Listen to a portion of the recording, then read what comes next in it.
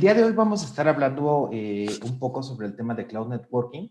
Esta sesión del día de hoy es parte del conjunto de sesiones que estamos armando precisamente para dar a conocer y hablar un poco sobre la parte técnica de los diferentes servicios que tenemos en Huawei Cloud.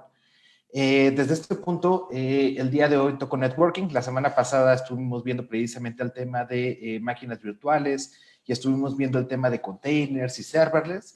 Y en la próxima sesión tendremos storage y posteriormente inteligencia artificial, etcétera, ¿no? Entonces vamos a comenzar con el webinar del día de hoy. ¿Qué es lo que vamos a hablar un poco el día de hoy, no? Vamos a hablar precisamente de qué es un VPC, qué es un Elastic IP, qué es un Elastic Load Balancer, qué es un NAT Gateway y cómo funciona, ¿no? En la segunda parte vamos a ver un poco de la parte de qué es un VPC Peering, qué es Cloud Connect, cómo funciona la parte de la VPN dentro de Huawei Cloud y cómo funciona la parte también de Direct Connect, ¿no? Finalizando la presentación vamos a tener un demo sobre estos servicios y cómo funcionan dentro de la parte de Huawei Cloud, ¿no?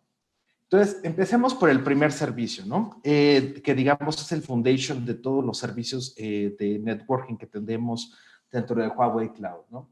Tenemos la parte de VPC. VPC significa Virtual Private Cloud. Básicamente un VPC viene siendo como una red, por decirlo de cierta manera, en capa 2, ¿no? Desde este punto de vista es una red plana que no tiene, digamos, un direccionamiento interno, ¿no? Sin embargo, sirve para tener, digamos, diferentes subnets o diferentes, digamos, máquinas tachadas, digamos, esta misma subnet, ¿no? Es, por decirlo de cierta manera, la capa 2 de lo que sería la parte del networking, ¿no? En esta parte nosotros tenemos opciones bastante flexibles en cuanto es el tema precisamente de VPC. Podemos generar múltiples VPCs para aislar, por ejemplo, tráfico de manera lógica y que no se vea, digamos, por ejemplo, por el tema de una subnet. Y tenemos también Dynamic BGP, ¿no? Dynamic Border Gateway Protocol, para tener, digamos, una conexión que tenga una alta velocidad entre las diferentes máquinas virtuales, ¿no? De hecho, esto es una de las grandes ventajas que tenemos actualmente en Huawei Cloud, precisamente el performance de networking entre, digamos, las máquinas virtuales, ¿no? Aquí me gustaría comentar que uno de los mayores enhancements que hemos hecho precisamente en este tema del networking es que dentro de los servidores físicos que se tienen actualmente en Huawei Cloud tenemos un chip especializado que se llama NPU, Network Processing Unit, que funciona específicamente para el tema del forwarding de paquetes desde máquinas virtuales o desde servidores físicos o desde, por ejemplo, el tema de containers. Y pues esto agiliza muchísimo lo que es el performance de el VPC, ¿no? Ahora, ¿cómo se ve básicamente la arquitectura de un VPC, ¿no? Como les comentaba anteriormente, normalmente los VPCs los manejamos nosotros en capa 2 y sobre esta capa 2 nosotros tenemos un capa 3, ¿no? Entonces nosotros manejamos el VPC, que es básicamente donde estaría, digamos, pues la segmentación de lo que vendría siendo, digamos, en cierto punto una VLAN, y sobre esta tenemos una subnet, ¿no? Entonces, pues nosotros podemos tener aislados diferentes tipos de tráficos, ¿no? En esta parte nosotros, por ejemplo, vemos un VPC que tiene diferentes máquinas virtuales, que digamos esto sería la capa 2, ¿no? Y dentro de la parte que nosotros tenemos precisamente de nuestras máquinas virtuales tenemos dos zonas, ¿no? Una zona que maneja también un gateway firewall y otra zona que maneja otro, ¿no? De esta manera lo que nosotros tenemos es que dentro de una misma capa 2 nosotros podemos tener diferentes subnets, ¿no? Entonces, de esta manera nosotros utilizaríamos un firewall precisamente para hacer el tema de comunicaciones, ¿no? Todo esto totalmente definido por software, no hay que hacer, digamos, como que configuración de cajas ni nada por el estilo, solamente, digamos, la configuración de lo que sería precisamente el network, ¿no? Ahora, precisamente dentro del tema de VPC, ¿qué servicios son los que nosotros podemos proveer, ¿no? ¿O qué servicios normalmente nosotros proveemos? Como comentaba, VPC es una red en capa 2, es una red en la cual nosotros podemos colocar subnets. Entonces, uno de los puntos importantes es que nosotros podemos colocar precisamente el tema de una subnet de manera interna, ¿no? Esto, digamos, para ir segmentando el tráfico de las diferentes máquinas virtuales que tenemos por VPC. Otro punto importante que tenemos es en el tema de seguridad, ¿no? En este tema de seguridad nosotros tenemos dos bueno, de seguridad interna, de lo que sería esto, tenemos seguridad por medio de dos funciones, ¿no? La primera es el tema del Security Group. El Security Group funciona muy similar a como funciona, por ejemplo, el Uncomplicated Firewall de Ubuntu, ¿no? O funciona más que nada, digamos, sobre los puertos que tiene, digamos, una máquina virtual, ¿no? Dentro de la parte del Security Group, yo puedo configurar puertos para, digamos, de acceso para una cierta máquina virtual, ¿no? Digamos que nosotros creamos una máquina virtual y la subnet está abierta, ¿no? O sea, si yo no tuviera, digamos, la parte del Security Group, yo podría pegarle a la máquina virtual desde cualquier puerto que estuviera la máquina virtual abierta, ¿no?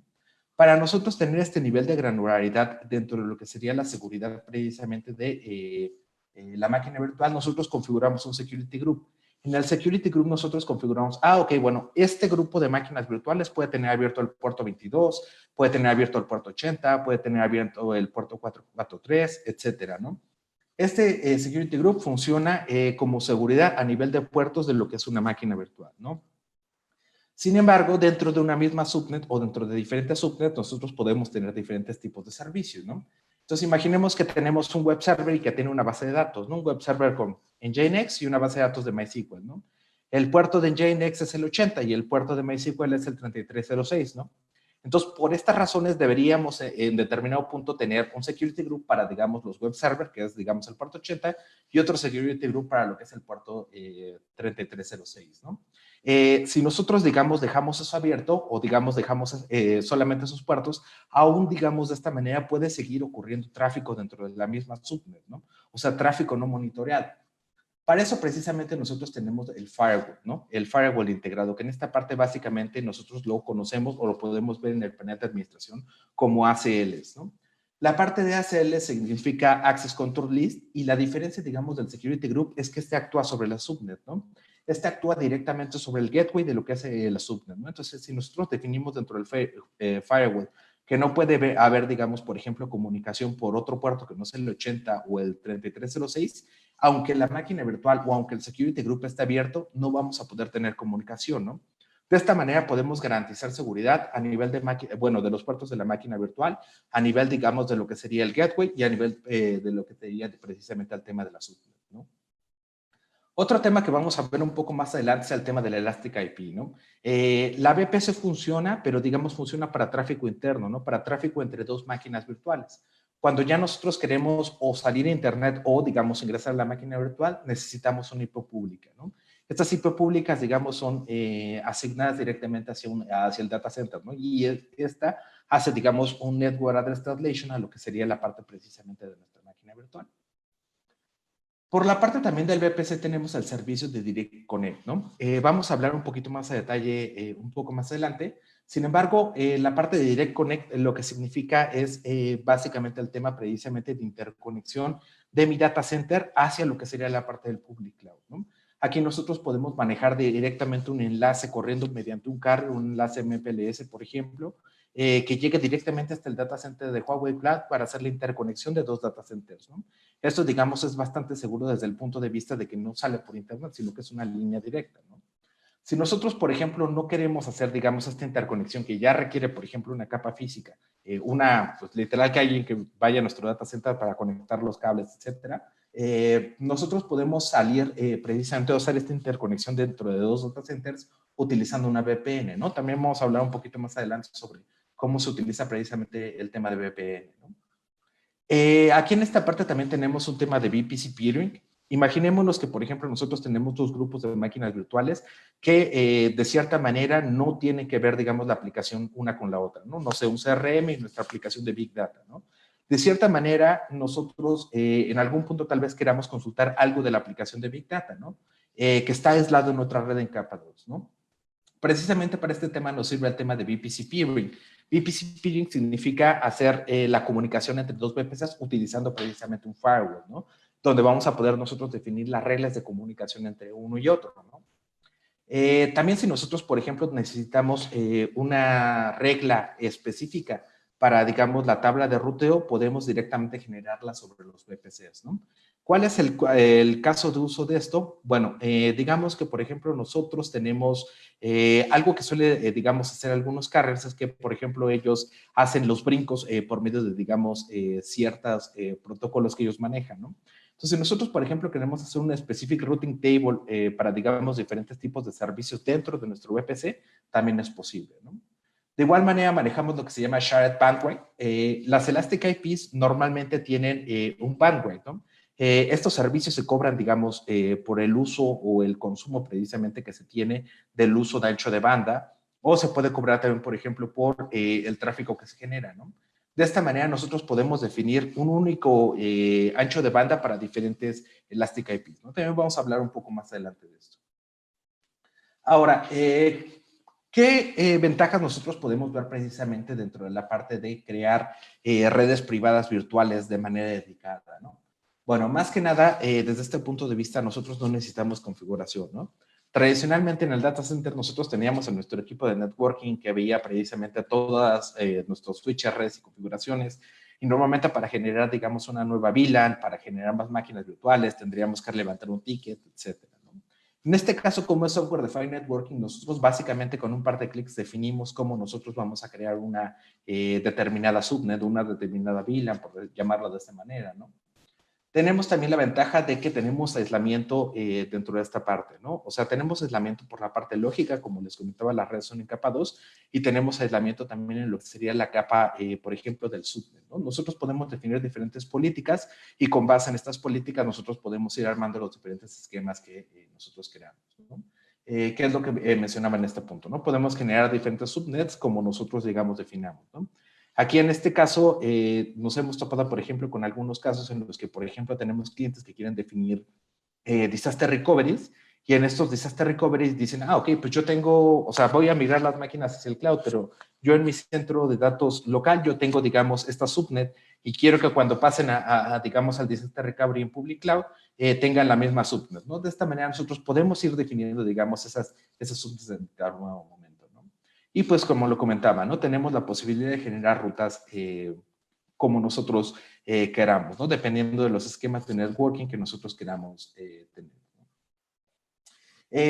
Un tema también precisamente de los VPCs es que nosotros tenemos un tema de escalabilidad. Por default nos da, por ejemplo, cuando creamos una subnet, una diagonal 16, o sea, un montón de IPs, podemos utilizar una diagonal 24, etcétera, ¿no?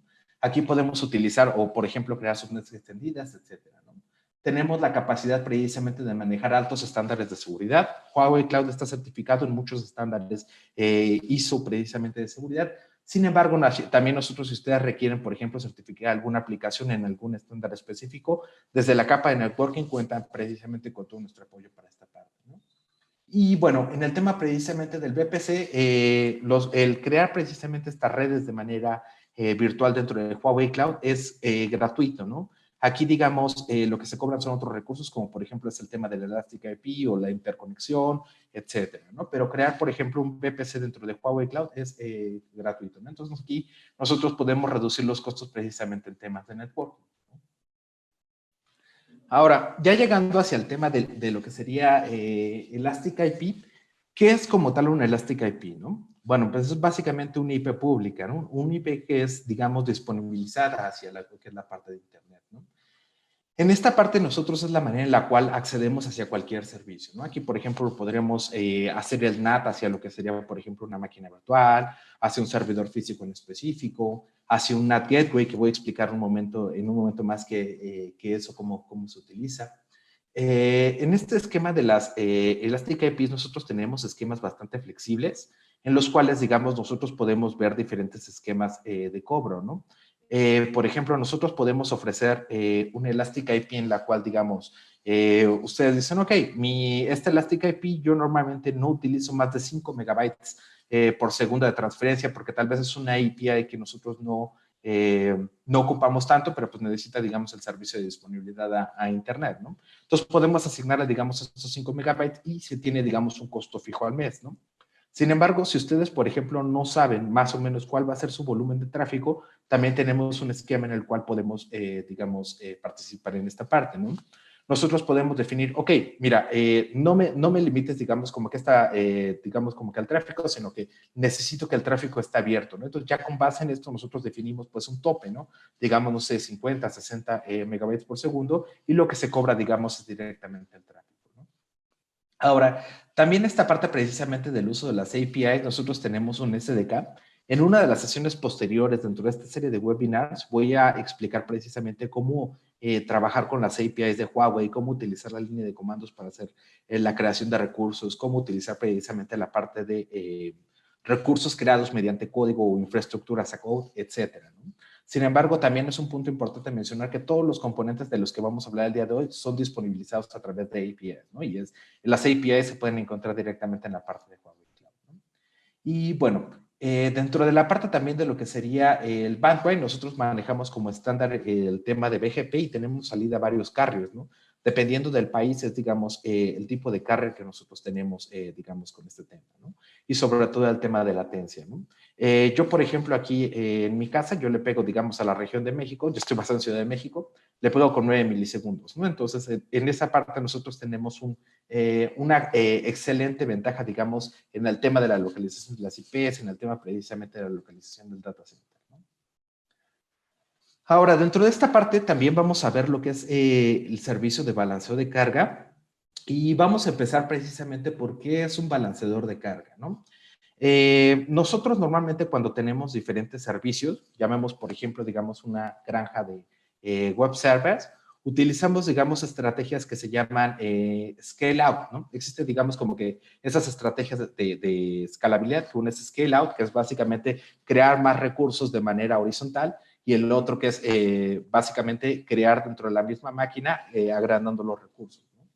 Cuando nosotros, por ejemplo, digamos, tenemos un servidor que, digamos, por ejemplo, un web server que está recibiendo carga y en determinado punto empieza a recibir más carga, normalmente la decisión correcta a tomar en esta parte es básicamente hacer el scale out, ¿no? Que es básicamente ir generando más web servers para poder, digamos, servir el tráfico, ¿no? Sin embargo, nosotros tenemos que encontrar alguna manera en la cual nosotros podamos, digamos, balancear ese tráfico entre las diferentes instancias que nosotros tenemos de web servers, ¿no? Para esto precisamente nos sirve un balanceador de carga, ¿no? Y en el caso de Huawei Cloud se llama Elastic Load Balance. ¿Qué tipo de servicios nosotros podemos balancear, no? Bueno, los balanceadores de carga tienen muchos protocolos y muchas, digamos, como que funciones, ¿no?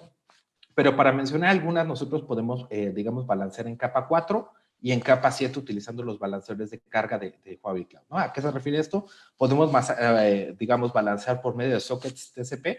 Si nosotros, por ejemplo, en determinado momento necesitamos balancear algún servicio que esté utilizando TCP o UDP, podemos, digamos, hacer ese balanceo. O si ya necesitamos balancear por medio de un protocolo como, por ejemplo, es HTTP o HTTPS, podemos balancear en capa 7, ¿no?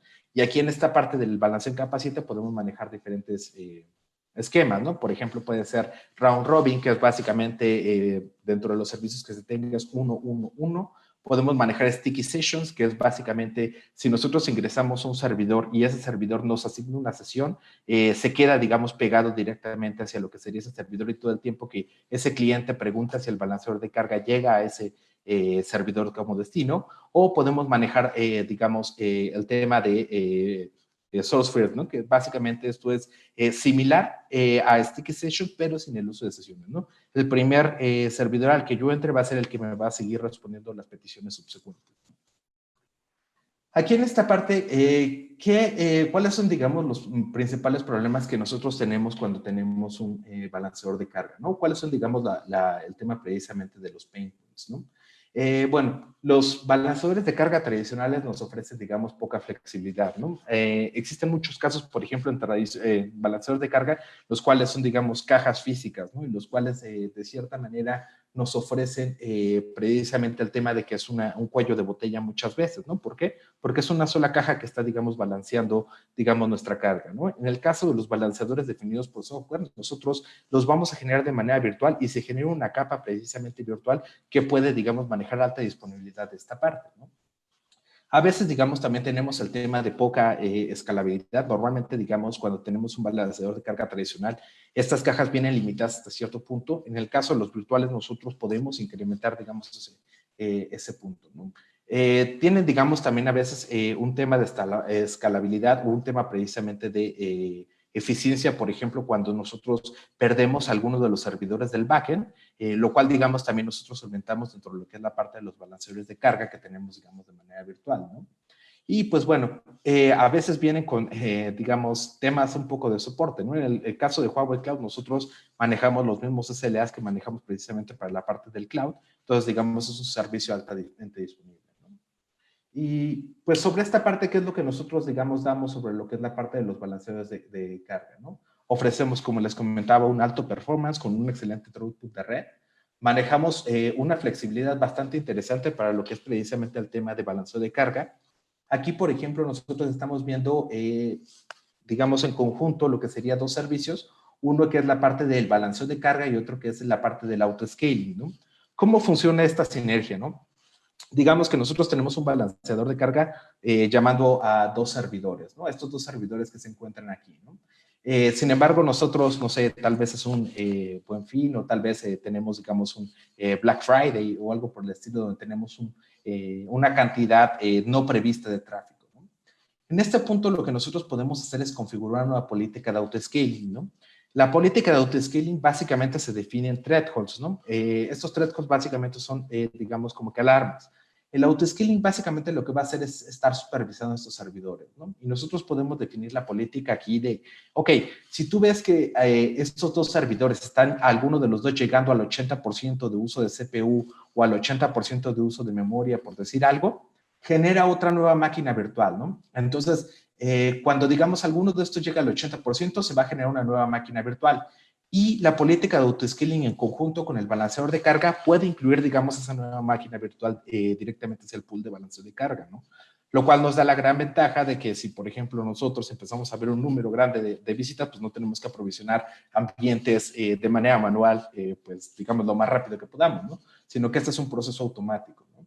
De igual manera, si, digamos, estas máquinas virtuales reducen el uso del CPU a menos del 80% o ya, digamos, apaga esa alarma precisamente del threshold, nosotros podemos definir que el proceso de autoscaling dice, ok, ya, digamos, ya pasó, digamos, como que la etapa de tráfico alto, borra las máquinas virtuales extra que creaste y quédate en el esquema original en el que estaba. ¿No? Esto, digamos, con la idea precisamente de ahorrar costos, ¿no?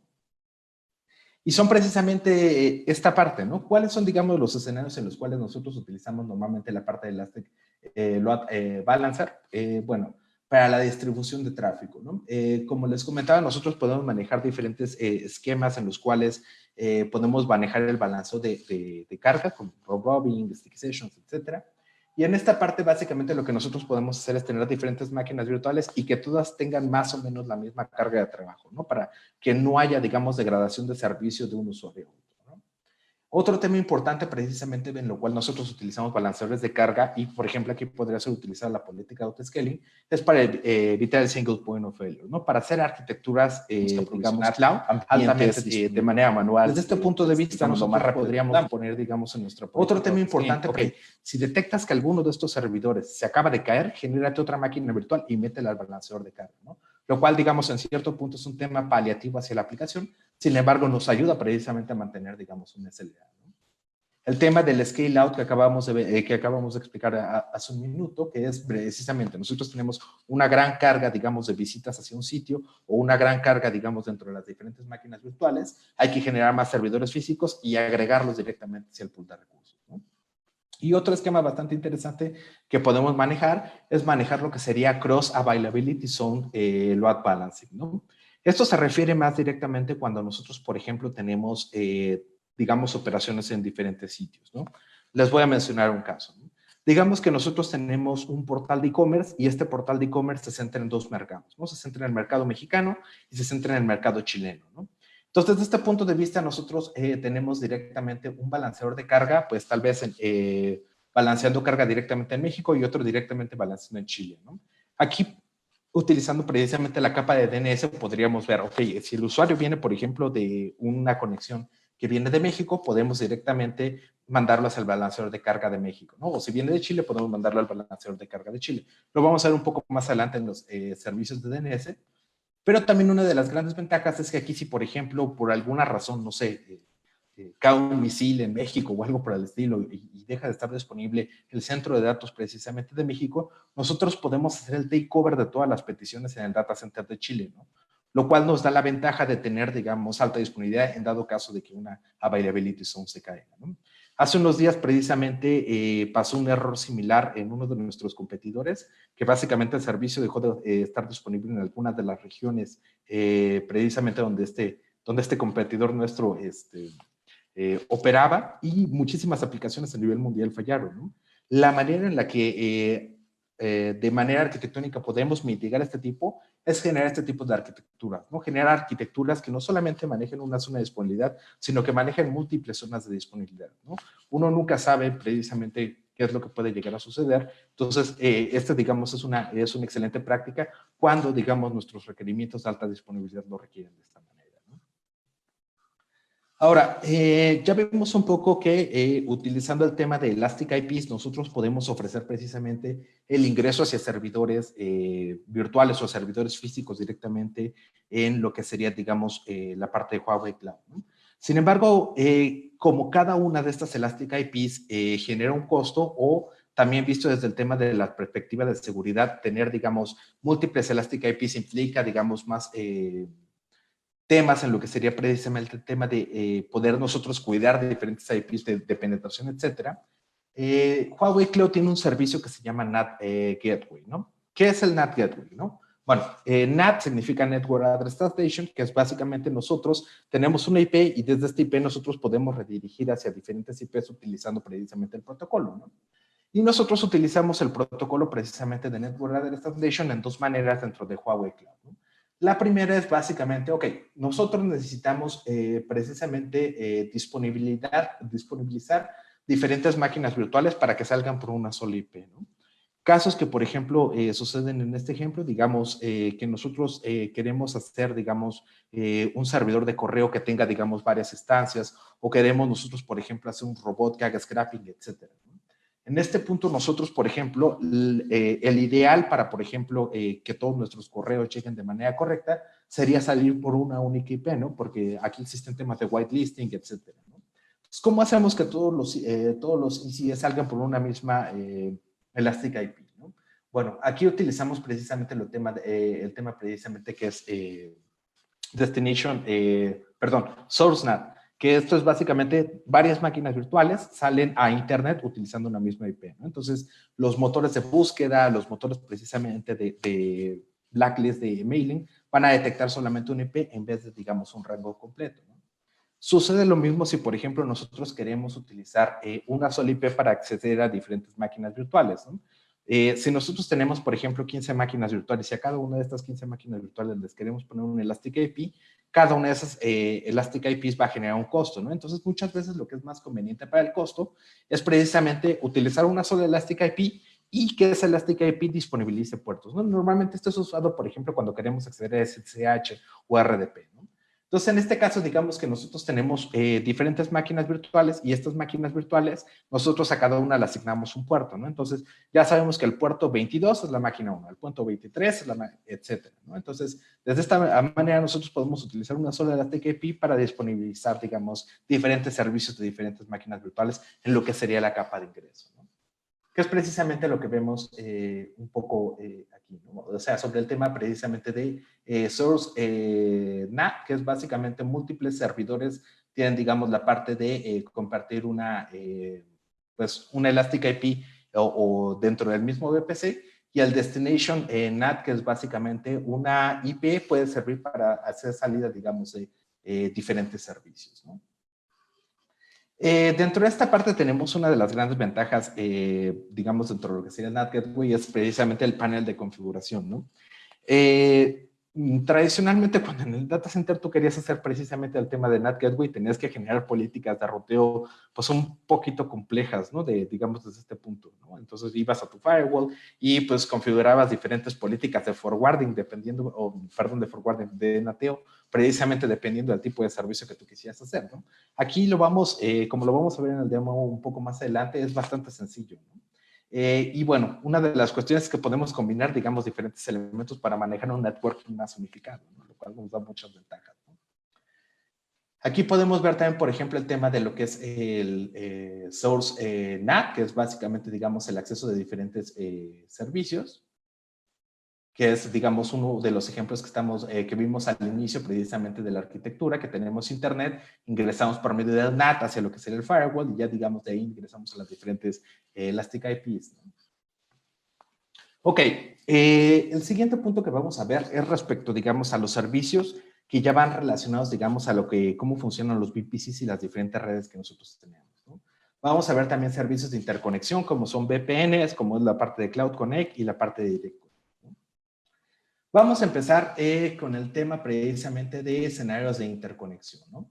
En este escenario nosotros estamos viendo un escenario de interconexión en diferentes regiones, ¿no? Que esto es básicamente el esquema de Cloud Connect, ¿no? En el esquema de Cloud Connect, básicamente lo que nosotros disponibilizamos es una interconexión entre los data centers de Huawei, ¿no? Aquí en el ejemplo que nosotros vemos, tenemos la región de Beijing que se comunica con la región de Shenzhen, que se comunica con la región de Shanghái, ¿no? ¿Para qué nos sirve esto precisamente? ¿No? Ustedes me pueden decir, yo puedo hacer la misma comunicación por Internet, ¿no? La cuestión, digamos, aquí, o la diferencia, digamos, de uno de hacerlo por Internet, hacerlo directamente por Cloud Connect, es que Huawei, como tal, ya tiene enlaces dedicados que conectan los continentes, ¿no? Entonces, yo puedo conectar directamente a la región de México con la región de Chile, o la región de México con la región de Sudáfrica, ¿no? Y este enlace dedicado tiene, digamos, un bandwidth asegurado, ¿no? Lo que pasa muchas veces cuando salimos mediante Internet es que tenemos varios brincos, ¿no? Que es normalmente lo que sucede con cualquier, digamos, tipo de conexión, ¿no? O sea, vamos, por ejemplo, del data center de Huawei Cloud a, por ejemplo, tal vez el data center del carrier, luego al data center de otro carrier, al punto de interconexión, luego a otro carrier y luego ya al final, digamos, hacia lo que sería el destino, ¿no? Con el tema precisamente de Cloud Connect no pasa eso, pasa directamente del data center 1 de Huawei Cloud al data center 2 de Huawei Cloud, ¿no? Lo cual nos da una línea, digamos, bastante rápida para hacer la transferencia de información, ¿no? ¿Cuándo nosotros utilizamos este tipo de interconexiones? Bueno, cuando nosotros necesitamos tener una baja latencia entre varios países, ¿no? Un caso que nos sucedió hace unas cuantas semanas, precisamente sobre esta solución, era un banco aquí en México que necesitaba hacer transacciones en Sudáfrica, ¿no? Entonces, básicamente lo que ellos hacían es, por temas regulatorios, tenían su infraestructura en Ciudad de México y en el data center de Huawei Cloud y hacían ciertas transacciones bancarias en Sudáfrica, ¿no? Entonces, por temas de seguridad, de que la línea va cifrada y por temas precisamente de los tiempos de respuesta de las transacciones, se utilizaba Cloud Connect para interconectar los data centers, ¿no? Entonces, una transacción daba, digamos, menos de 15 milisegundos en lo que era precisamente toda la respuesta de los servicios, ¿no? Ahora, ¿cómo funciona directamente el tema de Cloud Connect, ¿no? Bueno, como les comentaba, nosotros tenemos diferentes regiones en América Latina y el mundo, y estas regiones de Huawei Cloud están interconectadas, ¿no? Esto es un tema bastante interesante porque muchas de estas interconexiones se hacen por cables submarinos, ¿no? Algunos de ellos son hosteados por Huawei y algunos de ellos son hosteados, digamos, por terceros, ¿no? Pero al final de cuentas son enlaces dedicados que van, digamos, directamente entre uno, digamos, de una región a otra, ¿no? ¿Cómo se hace la interconexión? Bueno, nosotros creamos lo que sería una especie de VPC entre, digamos, dos VPCs que nosotros tengamos, ¿no? Y estos VPCs pueden ser, digamos, de diferentes regiones, ¿no? Y ya con base en esto nosotros podemos generar el ruteo. Podemos generar también políticas de firewall para que, por ejemplo, no sé, dentro de nuestro Direct Connect solo necesitamos cierto puerto abierto o cierto protocolo abierto, podemos generar, digamos, esas políticas de seguridad, ¿no? Ahora, dentro de esta parte precisamente nosotros también podemos generar, digamos, diferentes bandwidths, ¿no? Podemos incluso manejar esquemas de deployment mundiales, ¿no? Como les comentaba, también dentro de la capa de lo que es el DNS, nosotros podemos configurar que si nosotros tenemos acceso directamente, digamos, desde cierto país, nos redirija directamente hasta cierta IP, ¿no? Y lo que nos permite precisamente el escenario de Cloud Connect es que si nosotros, por ejemplo, vamos a hacer tareas de replicación, manejar una muy baja latencia precisamente para la interconexión de estos servicios, ¿no? Aquí básicamente nosotros tenemos dentro de las capacidades de Cloud Connect, pues diferentes tipos de servicios, ¿no? Como por ejemplo el Single Point of Access. Y bueno, aquí en este tema, ya digamos hablando de lo que sería la interconexión, pero digamos de manera local, o sea, ya digamos, por ejemplo, dentro de México, dentro de Chile, o digamos de alguno de los países, digamos, en América Latina, nosotros también tenemos lo que es la parte de Direct Connect, ¿no? Como les comentaba al inicio de la presentación, Direct Connect básicamente significa que nosotros dentro del data center de Huawei Cloud vamos a recibir un enlace MPLS de algún vendor, ¿no? Ya sea algún vendor precisamente que ofrezca este tipo de enlaces, ¿no? Y aquí en esta parte, ¿cuándo es cuando nosotros ocupamos este tipo de interconexión, ¿no? Nosotros normalmente ocupamos este tipo de interconexión cuando nosotros, por ejemplo, tenemos infraestructura en nuestros data centers, ¿no? O infraestructura, digamos, dentro de pues, nuestro negocio, dentro de nuestra site, etcétera, ¿no? Y necesitamos precisamente hacer pues la configuración para hacer interconexión hacia otro data center, ¿no? Casos de uso, por ejemplo, de este tipo de interconexiones es, por ejemplo, cuando queremos hacer disaster recovery, cuando, por ejemplo, queremos manejar, digamos, un sitio de DRP, cuando nosotros, por ejemplo, digamos, nuestra base de datos productiva corriendo en el cloud y tenemos algunos agentes que generan tráfico que es, digamos, bastante importante y queremos, digamos, comunicarlo, ¿no?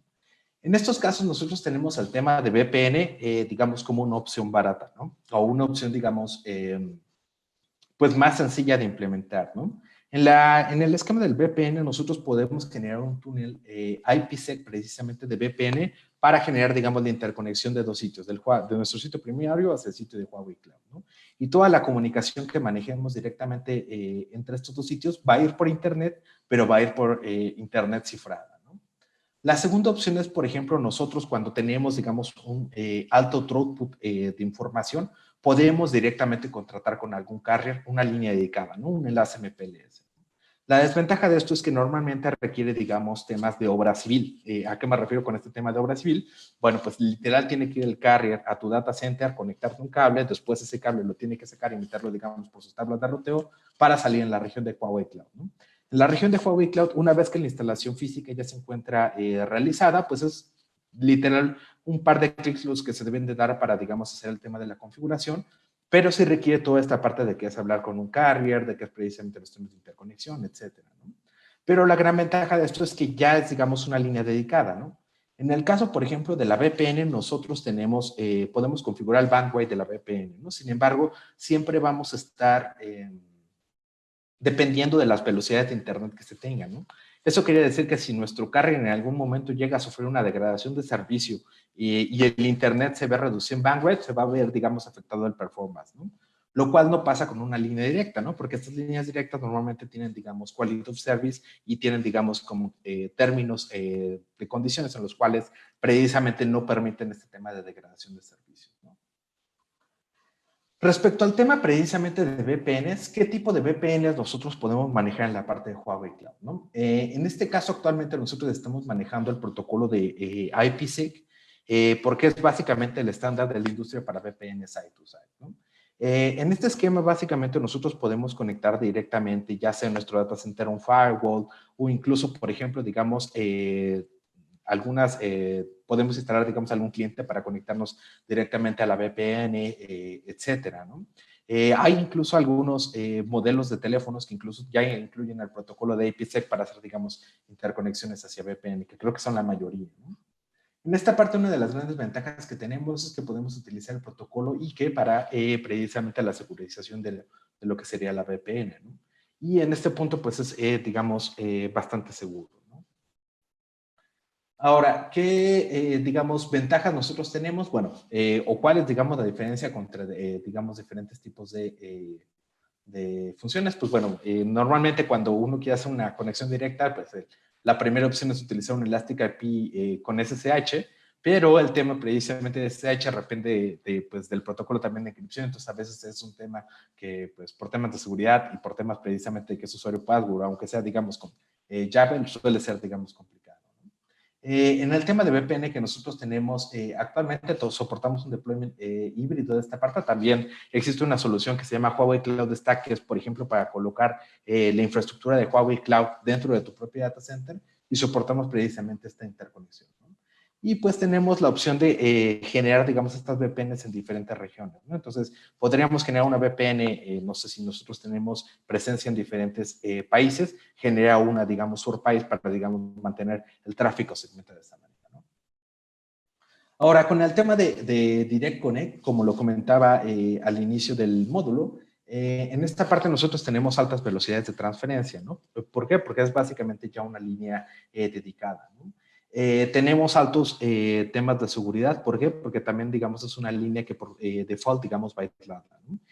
A pesar de que, por ejemplo, MPLS, digamos, es un protocolo que en ciertos puntos tienen, digamos, como que o sea, en el tema precisamente de implementación de seguridad es un poco, digamos, complejo. Una de las grandes ventajas que nos ofrecen los diferentes carriers es que estas líneas van aisladas, ¿no? Entonces, la seguridad ya viene precisamente también embebida en el tema de que todo el tráfico que va sobre ese MPLS va aislado, ¿no?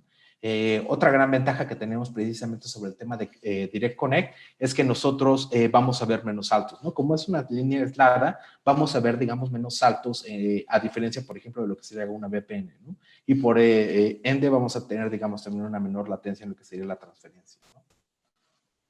Entonces, ya para resumir, ¿cuál, digamos, sería, digamos, el tema de las ventajas que tenemos entre lo que sería la parte de VPN y la parte de Direct Connect, ¿no?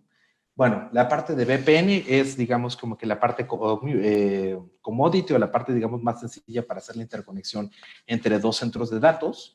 En esta parte es una solución bastante estable que tiene, digamos, varios mecanismos de seguridad que nos permiten, digamos, un acceso seguro directamente hacia lo que serían máquinas en otro data center, ¿no? Y cuentan precisamente con todo el respaldo y soporte de Huawei Cloud precisamente para todos estos esquemas de seguridad, ¿no? Y en el caso de Direct Connect, nosotros tenemos que, pues, ya es, digamos, una línea dedicada que tiene un throughput muchísimo mayor y que tiene una menor latencia, ¿no? Que es perfectamente o es más indicada cuando nosotros queremos, digamos, casos de alto throughput entre los dos data centers o, digamos, muy, muy baja latencia, ¿no? Sin embargo, ambos sirven para el tema de interconexión entre data centers, ¿no? Ahora, ya para terminar el webinar del día de hoy, vamos a empezar con lo que es la parte precisamente de la demostración. Entonces, denme un segundo.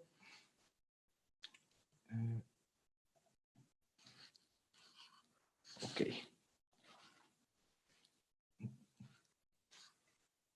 Vamos a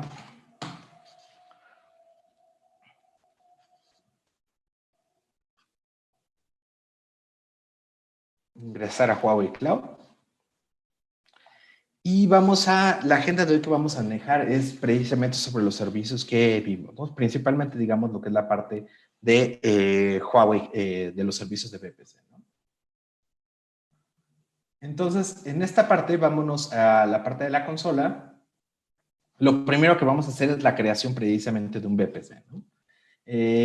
Aquí, digamos, cuando nosotros ingresamos directamente a la consola, yo aquí ya tengo, digamos, unos recursos creados, pero si nosotros quisiéramos crear un nuevo VPC, vamos directamente hacia la parte de Virtual Private Cloud.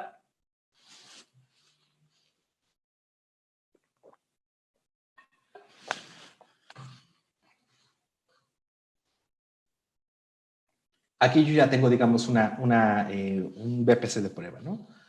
Vamos a crear uno nuevo. Aquí estoy en la región de México, entonces vamos a ponerle demo testing. Y como se dan cuenta, aquí nos da la opción como tal de crear los diferentes servicios, de las diferentes, digamos, IPs, ¿no? Como tal, como les comento, es una red aislada en capa 2 y sobre esta red aislada nosotros podemos generar subnets, ¿no? Aquí, por ejemplo, voy a generar este VPC que se va a llamar demo testing. Le vamos a asignar una diagonal 24 y vamos a asignarle un direccionamiento, eh, por ejemplo, 10, 10, 10, ¿no? Aquí nos está preguntando para crear una subnet por default. Vamos a generar esta que sea demo testing, que también es, digamos, con la diagonal 24, ¿no? Aquí tenemos, por ejemplo, opciones. Por ejemplo, digamos que nosotros, por alguna razón, queremos cambiar el default gateway. En este caso, por ejemplo, podremos cambiarlo a la última IP, que es 254, pero vamos a dejarlo, digamos, en la 1, ¿no? Si nosotros, por ejemplo, queremos utilizar DNS específicos, aquí podemos configurar, digamos, los DNS que se configuran por DHCP también directamente, ¿no? Y podemos configurar también algún tag, ¿no? Estos tags sirven, por ejemplo, si nosotros queremos agrupar recursos por tag, después podríamos encontrarlos de manera directa, ¿no? En este caso vamos a dejarlo así. Le damos en crear ahora.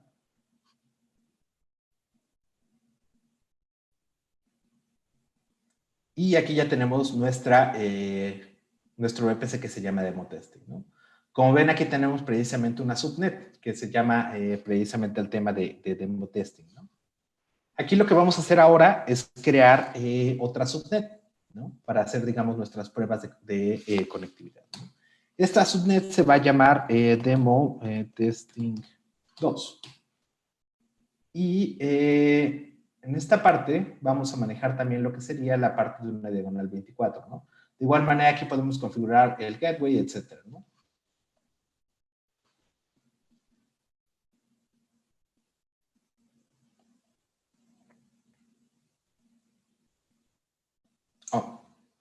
Sorry, creo que me salió.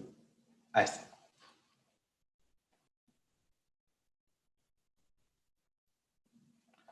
Bueno, aquí en esta parte, una de las cuestiones que nosotros podemos ver directamente es, por ejemplo, digamos, la tabla de ruteo, ¿no? Aquí, por ejemplo, nos sale, por ejemplo, la opción de crear otra subnet, digamos, directamente sobre este VPC, o de agregar directamente, por ejemplo, digamos, una máquina virtual a esta subnet, ¿no? Aquí, por ejemplo, nosotros podríamos agregar directamente algún servidor, ¿no? Nos va a salir el panel de administración para la creación precisamente de un servidor. Vamos a hacer unas pruebas, que es precisamente para el tema de lo que sería el security o la comunicación entre VPCs, ¿no? Vamos a escoger esta máquina virtual. Si se dan cuenta, aquí viene en el free package, entonces estas no digamos, vienen dentro del paquete gratis dentro de Huawei Cloud. Vamos a escoger un servidor Ubuntu. Le vamos a dar en siguiente. Aquí nos viene a definir el security group. Ahora les voy a demostrar cómo funciona precisamente el tema de los security groups. Pero si se dan cuenta, aquí vienen precisamente las políticas que tenemos abiertas, ¿no? Actualmente tenemos abierto únicamente el tema de TCP, ¿no? TCP por el puerto 22 para el tema de lo que sería SSH, ¿no? Entonces aquí, por ejemplo, nosotros podemos definir el tráfico, como les comentaba, ya sea por bandwidth o ya sea por tráfico, ¿no? En este caso, vamos a utilizar el tema por tráfico y le vamos a poner que el límite sea 20 megabytes, ¿no? Entonces, lo siguiente va a ser la configuración del nombre. Entonces, vamos a colocarle aquí testing VPC. Vamos a ponerle un password, ¿no?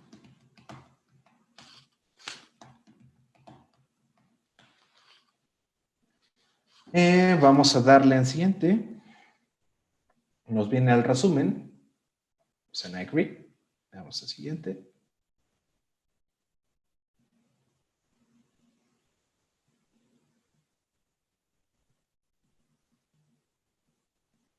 Ok, perfecto. Aquí nos está creando el testing VPC, ¿no? Aquí tengo un ejemplo que vamos a ver ahorita de cómo crear un balanceador de carga, ¿no? Entonces, vamos a esperar un minuto.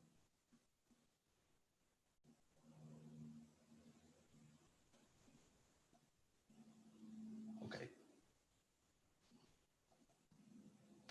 Si se dan cuenta que ya el servidor ya tiene precisamente una IP, ¿no? Entonces, vamos a hacer la prueba precisamente de lo que sería la parte de los security groups, ¿no?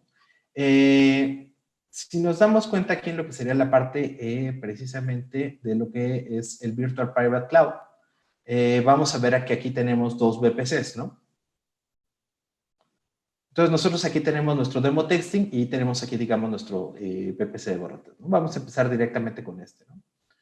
Entonces, lo primero que vamos a hacer es conectarnos directamente hacia uno de estos servidores, ¿no? Vamos a conectarlos.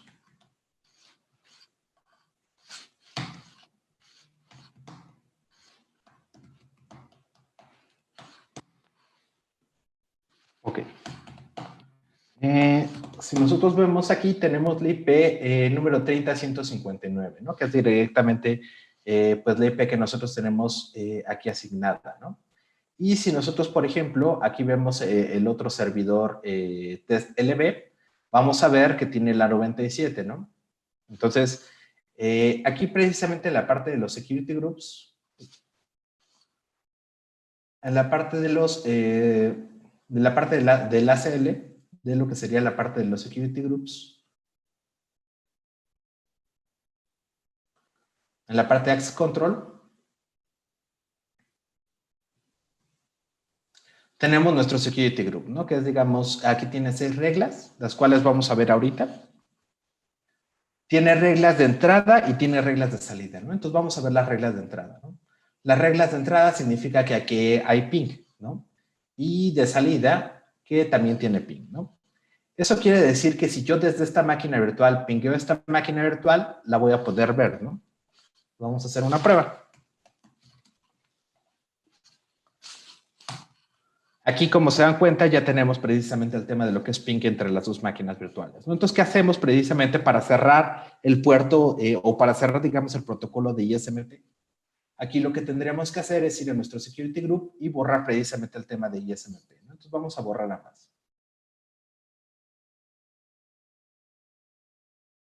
Aquí se va a borrar la de salida. se va a borrar la de entrada. ¿No? Ok. Entonces regresamos a la máquina virtual. Estoy así. Vamos a darle un segundito.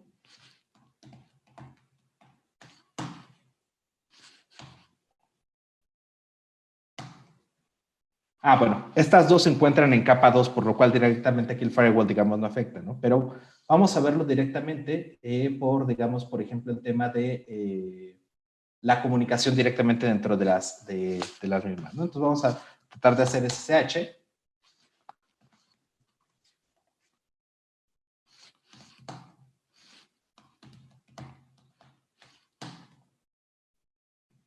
O, por ejemplo, incluso desde mi PC hacerle ping a lo que sería la IP pública de esta.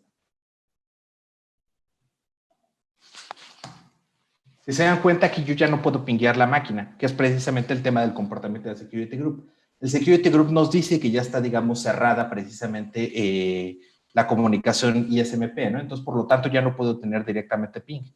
Pero si nosotros le agregamos, por ejemplo, lo que sería la parte de la comunicación por ISMP, aquí nosotros tenemos, por ejemplo, la parte de Fastful y vamos a darle lo que sería SP, vamos a darle aquí lo que sería ISMP, que es el protocolo necesario para ping, y aquí le vamos a dar que esté disponible desde todas, ¿no? Vamos a darle en esta y vamos a darle en esta.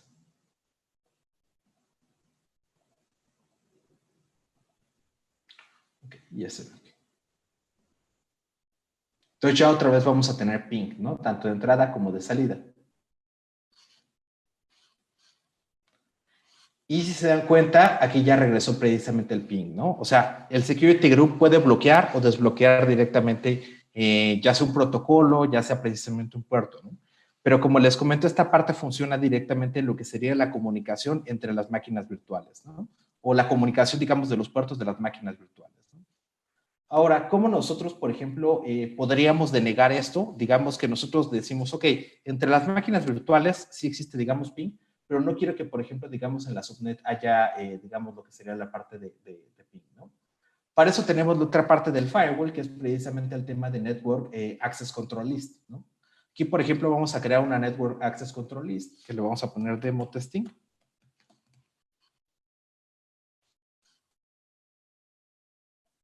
Y aquí básicamente lo que nos dice es, ok, ya tenemos esta, para que nosotros, digamos, podamos crear, digamos, un firewall en esta, tenemos que crear directamente o asociarles directamente una regla, ¿no? Aquí por default nos va a denegar todo, ¿no? Entonces vamos a agregarle como tal una subnet.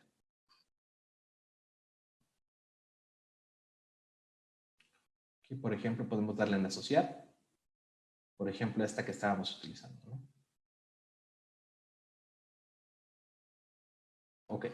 Aquí ya tenemos precisamente una subnet asociada, ¿no? Entonces aquí básicamente tenemos una regla que dice que va a denegar cualquier protocolo desde cualquier red hacia cualquier red, ¿no? Entonces, desde este punto de vista, nosotros, por ejemplo, si ingresamos por SSH, aquí en esta parte ya no nos va a permitir, ¿no?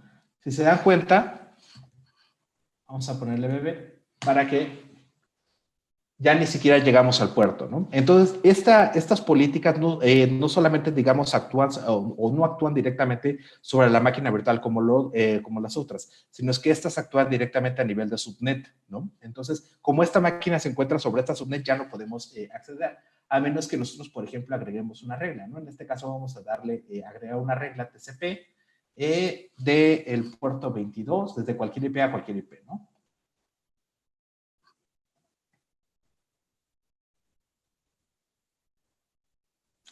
Ok, está el output.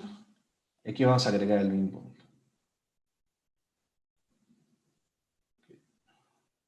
TCP 22. Ok. Aquí ya tenemos precisamente el tema de la regla, ¿no? Entonces vamos a ver si ya podemos llegar al puerto.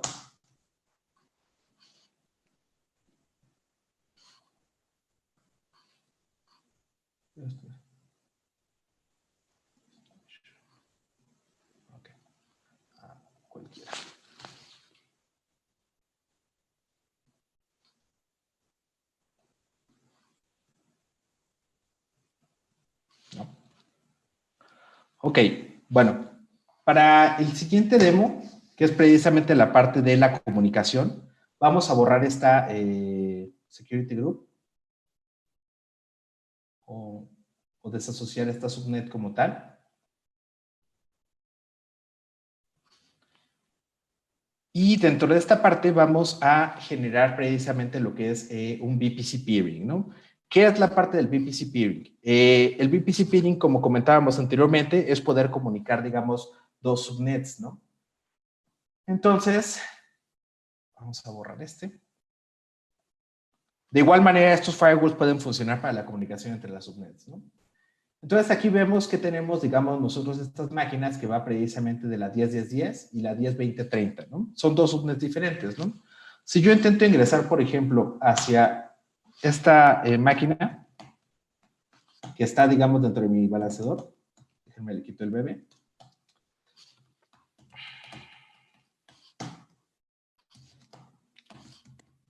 Nosotros vemos que esta máquina virtual se encuentra en la 10.20.30.159, ¿no? Entonces, aquí vemos que dentro de Demo Testing, dentro de los servidores, nosotros tenemos una máquina virtual en otra Elastic IP, ¿no? Que es el Testing VPC que creamos al inicio, ¿no? Que es la subnet 10.10.10.14, ¿no? Entonces, son dos subnets diferentes en dos VPCs diferentes. Por default, estas dos redes no se van a poder ver, ¿no? Entonces, vamos a ver la parte de ping. Si se dan cuenta, yo no puedo llegar directamente hasta este IP. Solamente déjenme probar si puedo llegar directamente a la otra o si tenemos que abrir la regla del ISMP. Ok, la regla del ISMP está abierta, ¿no? Entonces, a la IP de la otra subnet yo no le puedo llegar, ¿no? Porque se encuentra en otra VPC, en otro VPC aislado, en otra red aislada. Y pues no existe, digamos, comunicación, ¿no? ¿Cómo nosotros precisamente creamos el tema de la comunicación entre esos dos VPCs? ¿No? De este a este, ¿no? Bueno, para esa parte nosotros tenemos el tema precisamente de VPC peering, ¿no? Aquí en la parte de VPC peering nosotros podemos crear una interconexión entre estas dos redes, ¿no? Entonces le damos aquí VPC peering, le vamos a dar demo testing y vamos a decir, ok, ¿cuál es la VPC local? Mi VPC local es esta, ¿no? Que tiene este segmento, ¿no? Aquí nos va a pedir precisamente el tema de nuestra cuenta y nos pidió el destino, ¿no? Entonces aquí nosotros ya podemos ver directamente que creamos un VPC peering, ¿no? Si se dan cuenta, todavía no está, digamos, habilitado lo que sería el acceso, ¿no? Tenemos que nosotros generar reglas, ¿no? Entonces, aquí básicamente, ¿qué es lo que nosotros tenemos que hacer? Ok, bueno, ya tenemos dos subnets, ¿no? Pero imagínense que digo, dos VPCs, pero imagínense que ese VPC tiene varias subnets, ¿no? Aquí nosotros tenemos que definir de qué subnet a qué subnet queremos cazar esos dos VPCs, ¿no? Entonces, vamos a ponerle aquí, agregar una ruta y aquí también, digamos, podemos agregar un peer route. Vamos a generar directamente una ruta, ¿no? Nuestra primera ruta va a ser, por ejemplo, de esta, que el destino va a ser este mero.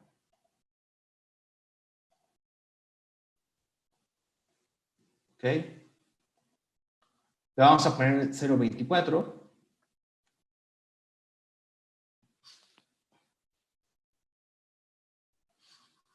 Aquí sigue sin haber comunicación. Y aquí vamos a poner la otra ruta, ¿no? Del otro VPC. ¿Por qué pasa así? Porque, digamos, de cierta manera, si nosotros tenemos...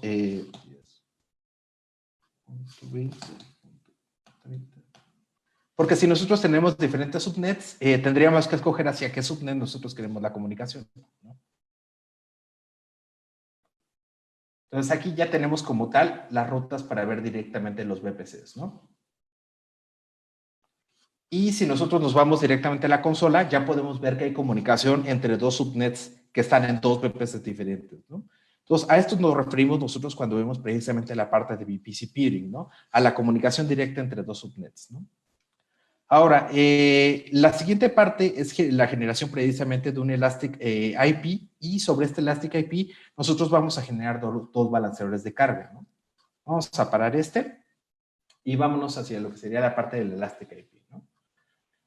Aquí, si se dan cuenta, en la parte de Elastic IP viene la opción de Elastic IP y Bandwidth, ¿no? Aquí nosotros, como comentaba durante la presentación, podemos generar diferentes bandwidths, ¿no? Esto es básicamente como si nosotros contratáramos, digamos, enlace o un internet, ¿no? Nosotros podemos, digamos, definir por dónde o cuánto, digamos, va a ser el bandwidth que se va a utilizar, que es como el que nos van a tarificar, ¿no? Entonces aquí nosotros vamos a definir un bandwidth chiquito, que sea, digamos, 5 megabytes. Esta prueba es, digamos, no ocupa mucho bandwidth, entonces vamos a dejarla así. Entonces vamos a ponerle ELB, ¿no? O sea, para hacer nuestra prueba de ELB. Aquí nos va a pedir una confirmación, nos va a salir el precio. Le damos en Submit.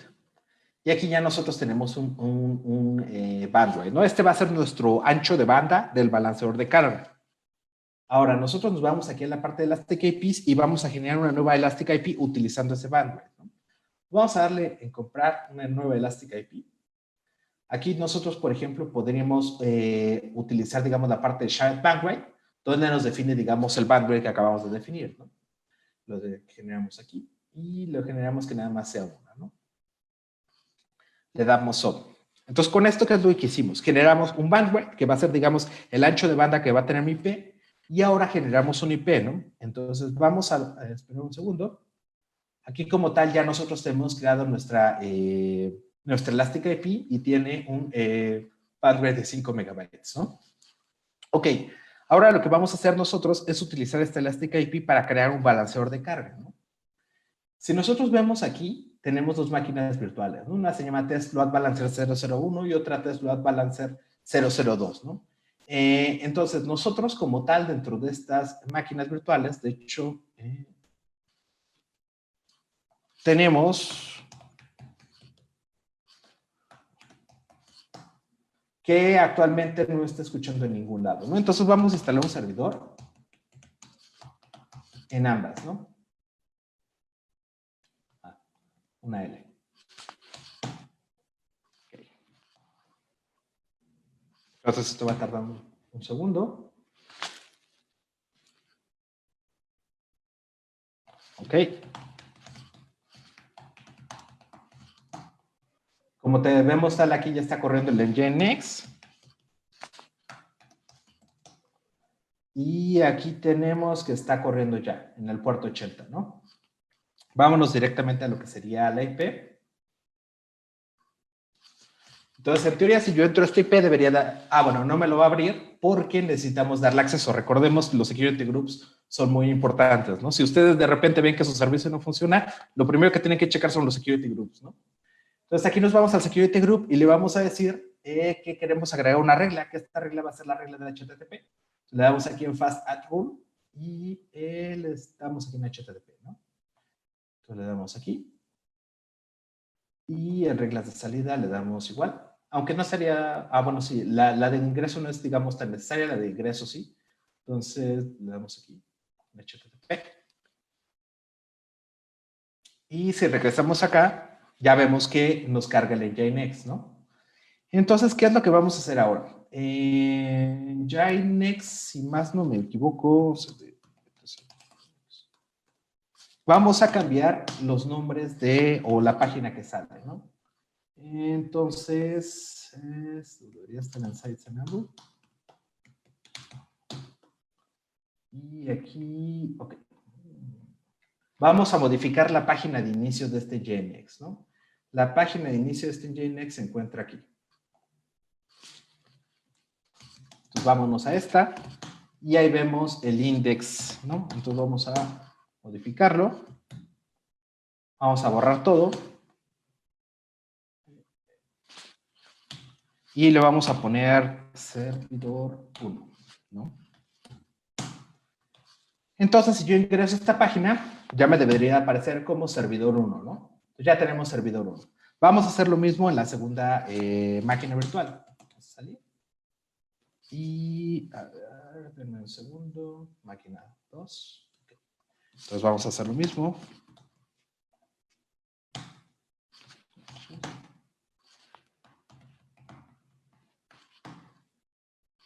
Entonces, es... ¿Cuál era?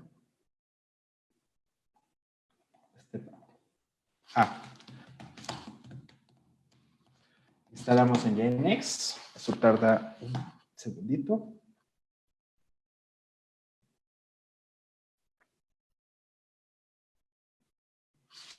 Y ahora le damos a modificar el archivo.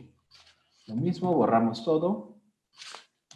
Y le ponemos servidor 2. Y ahora ya tenemos en esta parte la IP1 que termina en 59 y la IP2 que termina en 175, ¿no? La IP2 dice servidor 2 y la IP1 dice servidor 1, ¿no? Entonces, ¿qué es lo que vamos a hacer ahora? Vamos a crear un balanceador de carga para que estos dos servidores compartan el tráfico, ¿no? Nos vamos a la parte de lo que sería nuestra consola de networking y nos vamos aquí al Elastic Load Balancer, ¿no? En la parte del Elastic Load Balancer no solamente podemos controlar, digamos, el balanceador, sino que si nosotros, por ejemplo, estamos balanceando un sitio con HTTPS, podemos también gestionar los certificados SSL desde esta parte, ¿no? Entonces, vámonos a la parte de Load Balancers y le vamos a dar aquí en comprar un Load Balancer, ¿no?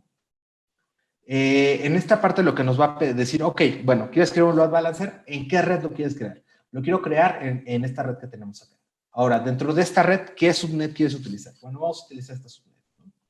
Y aquí nos va a preguntar qué IP te gustaría utilizar, ¿no? Aquí, por ejemplo, dice utilizar una IP privada normal o utilizar, digamos, una que nos asignemos, ¿no? Vamos a decirle que nos asigne una, ¿no? Aquí le vamos a dar en utilizar un Elastic IP existente, si no también podríamos crear una, pero recuerden que nosotros creamos una que tiene un bandwidth en específico, ¿no? Que es esta Elastic IP que tenemos aquí. Y entonces le vamos a dar un nombre, demo ELT, y le damos al siguiente, ¿no? Nos sale un resumen y le damos al sobre. Como tal, si se dan cuenta, este no tiene costo. Básicamente lo que cobramos en el tema del ELB es el tema del tráfico por la Elastic IP. Entonces, aquí si se dan cuenta, ya nosotros creamos un balanceador de carga, ¿no? Y este balanceador de carga como tal, solamente le asignamos una subnet, ¿no? Le dijimos, ok, utiliza este IP y utiliza esa subnet para crear precisamente el balanceo. Pero él aún no sabe qué es lo que tiene que balancear, ¿no? Que es precisamente lo que nosotros le tenemos que poner aquí. Aquí en la parte de listener, yo le voy a dar en agregar listener. Y aquí le voy a dar agregar listener, ¿no? Entonces le voy a decir, ok, ¿qué es lo que vas a agregar? Bueno, ¿qué es lo que vas a balancear? ¿No? Vas a balancear un grupo de JNX, entonces le vamos a poner que va a ser un JNX. Y aquí en esta parte lo único que le vamos a dar es que tiene que balancear por HTTP, ¿no? Entonces le damos al siguiente. Como tal, la primera parte es decirle qué puerto vas a utilizar, ¿no? Aquí nosotros le dijimos que va a utilizar el protocolo HTTP, que es el protocolo precisamente de los servidores web, que va a utilizar el puerto 80. La siguiente parte que le vamos a decir es, ok, vas a escuchar el puerto 80. Después de que tú escuches el puerto 80, ¿qué es lo que tienes que, digamos, balancear, ¿no? En esta parte nosotros vamos a definir precisamente un grupo de backend, ¿no? De lo que sería el balanceador. Vamos a ponerle aquí demo ELB. Y aquí nos vienen las diferentes opciones de balanceo, ¿no? Como les comentaba, tenemos la opción de round robin. Round robin significa uno, o sea que él reparte 1, 1 y 1, 1, 1 y 1. Tenemos la parte de, o sea, una vez por cada uno de los servidores de backend. Tenemos la parte de list connection. En esta parte nosotros vemos el backend. ¿Cuáles de los servidores tienen menos conexiones? Porque si este servidor tiene 15 conexiones, si este tiene 10, obviamente conviene más balancear el tráfico hacia el que tiene menos, ¿no? Para que, digamos, las cosas estén un poco balanceadas, ¿no? Y aquí también tenemos la parte de source IP, ¿no? Dependiendo, digamos, del IP que viene, vamos, digamos, directamente a balancearlo hacia el mismo servidor todas las veces. Aquí en esta parte vamos a escoger round robin, ¿no?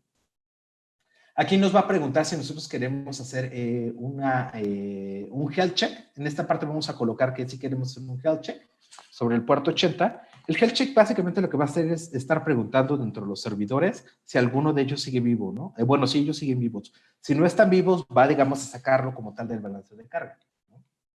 Aquí la damos en finish. Tarda unos segunditos.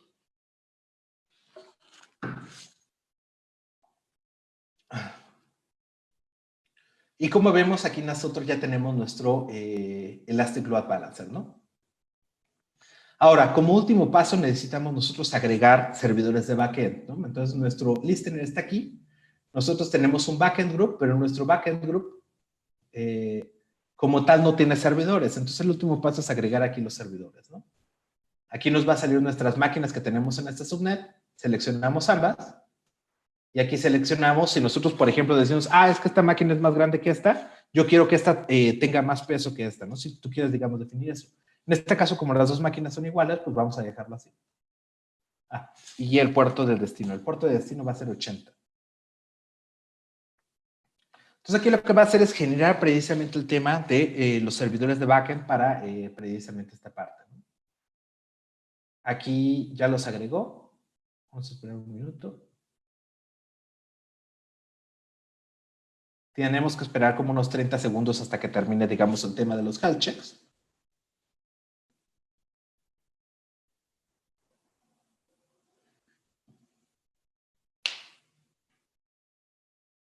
Perdón, esta es la documentación.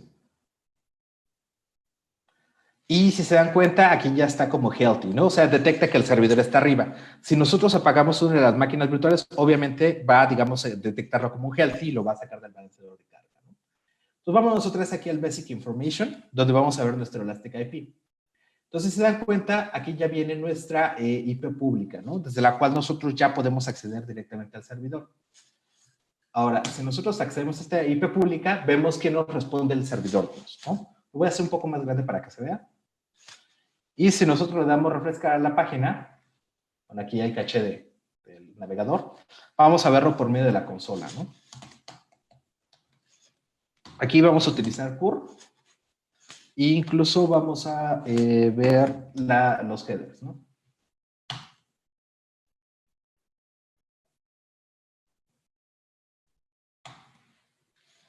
¿Sí es este?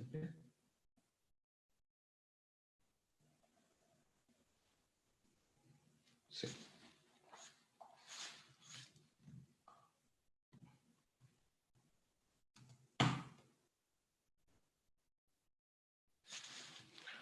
Déjenme ver si no tengo el proxy.